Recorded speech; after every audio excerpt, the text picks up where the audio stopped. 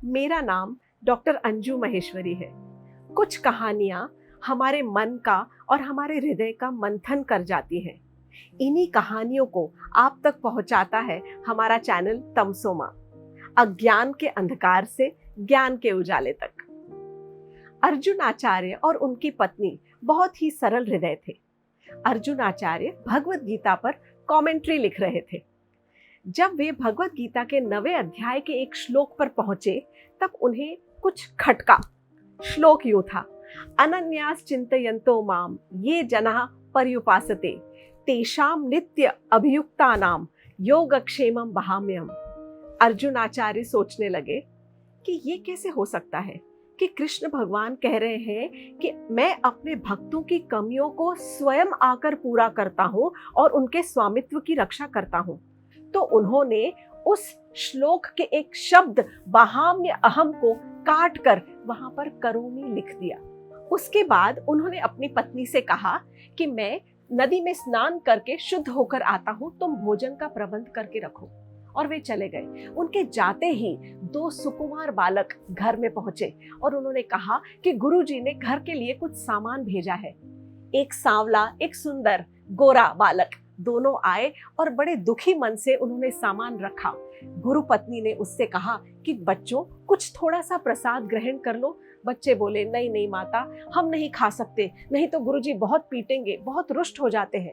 माता को विश्वास नहीं हुआ, गुरुजी पीटते हैं। वो बोले हाँ देखिए हमारी पीठ पर जो खरोंचे पड़ी हैं ये गुरुजी ने ही हमें दी है। गुरु माता के बहुत आग्रह करने पर भी बालक वहां पर एक क्षण भी नहीं रुके, घर का सामान पहुंचाकर और वहां से चले गए। उनके जाते ही अर्जुन आचार्य घर पहुंचे। घर पहुंचकर उन्होंने देखा कि पत्नी कुछ प्रकार की रुष्ट नजर आ रही है। उन्होंने अपनी पत्नी से पूछा, क्यों आप इतनी रुष्ट हो? तो पत्नी ने कहा, मुझे पता नहीं था कि आप इतने निष्ठुर हो गए हैं कि आप अपने शिष्यों को पीटने लगे हैं, उन्हें मारते हैं।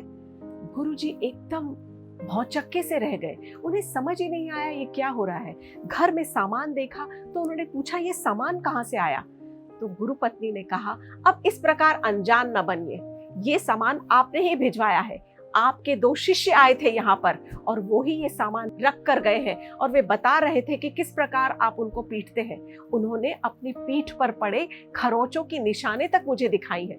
अर्जुन आचार्य अब भी हैरान थे क्योंकि उन्होंने तो मधुकरी का कोई सामान भेजा ही नहीं था। फिर उन्होंने अपनी पत्नी से सारा विवरण पूर्णतः सुनाने के लिए कहा। पत्नी से सब विस्तार में सुनकर अर्जुन आचार्य के रोंगटे खड़े हो गए। उन्होंने अपनी पत्नी से कहा, आप बहुत भाग्यशाली हो, आपको स्वयं कृष्ण बलराम ने दर्शन दिए हैं। उन्होंने आपसे वार्तालाप किया। मैं बहुत ही अभागा हूँ। मैंने कृष्ण के स्वयं लिखे हुए श्लोकों को जो काटा, उसी कारणवश उन बच्चों की पीठ पर वो निशान थे। भगवत गीता तो स्वयं कृष्ण के ही वाणी है। भगवान स्वयं मेरे घर पर पधारे मुझे ये समझाने के लिए कि वे स्वयं अपने भक्तों की कमियों को पूरा करते हैं, ना कि किसी दूत को भेजते हैं।